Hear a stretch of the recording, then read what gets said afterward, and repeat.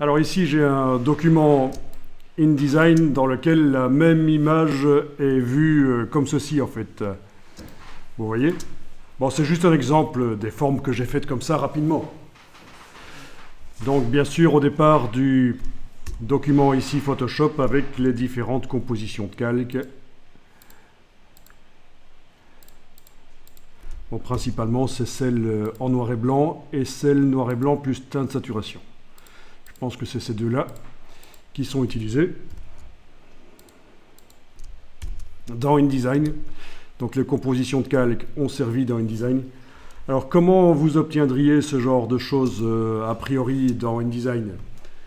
Un entrelacement, une superposition de formes, ça se voit, c'est deux carrés et un cercle qui sont superposés et on arrive à mettre des choses différentes voilà, aux différents endroits. Par exemple ici, je peux aller sélectionner, voilà, objet, option de calque d'objet, tiens, je vais mettre peut-être l'original à cet endroit-là, voilà.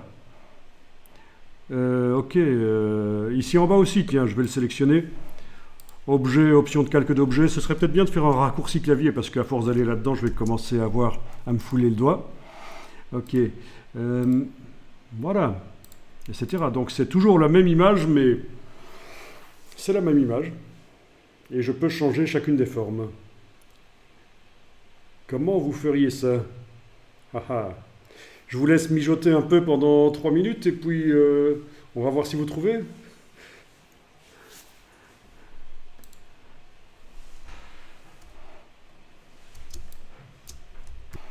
Si ça tombe, vous allez trouver une solution encore meilleure que la mienne, quoi, pour obtenir ça. Encore plus facile.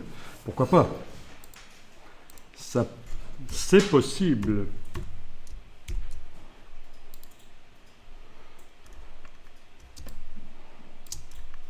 En tout cas, je pense que ça ouvre des perspectives au niveau de la composition. Voilà.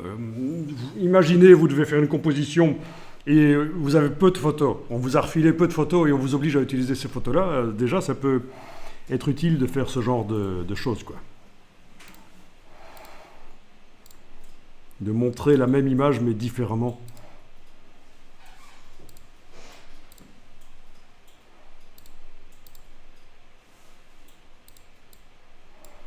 Vous pouvez me dire comment vous feriez si vous avez une idée.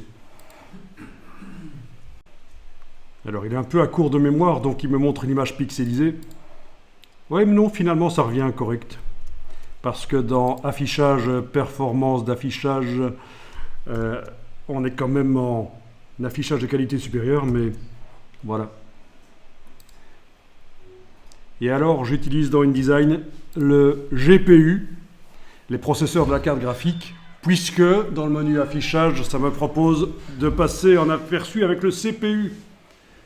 Donc c'est le processeur central de l'ordinateur seulement qui sert de calcul dans ce cas-là. On pourrait se dire quel intérêt? C'est quand même mieux d'utiliser les processeurs de la carte graphique parce qu'ils sont plus rapides. Mais parfois, il y a certains calculs qui sont foireux. Et c'est la même chose dans Illustrator. On a parfois intérêt à repasser en calcul CPU, ne pas utiliser les processeurs de la carte graphique. C'est moins rapide, mais parfois ça marche, quoi.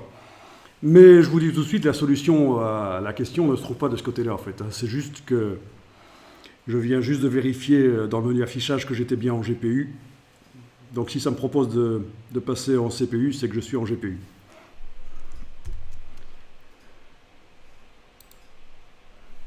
Et les PC qui n'ont pas.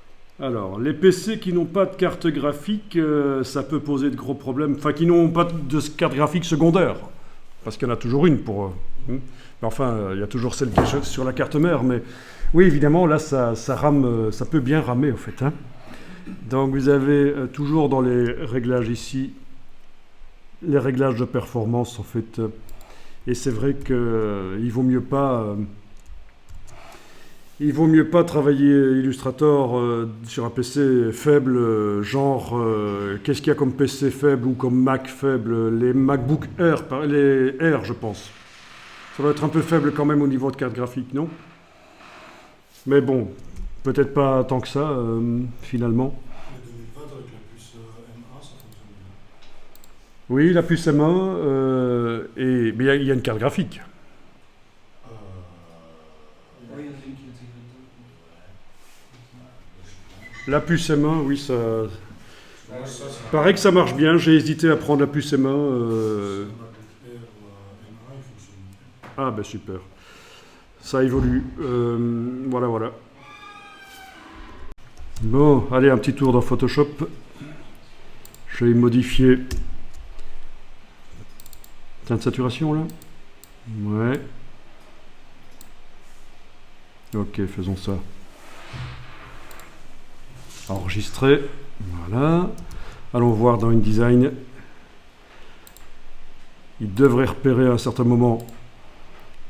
Oui, voilà, lien. Ok, ça marche. Wow, c'est tellement joli, je suis fier de moi.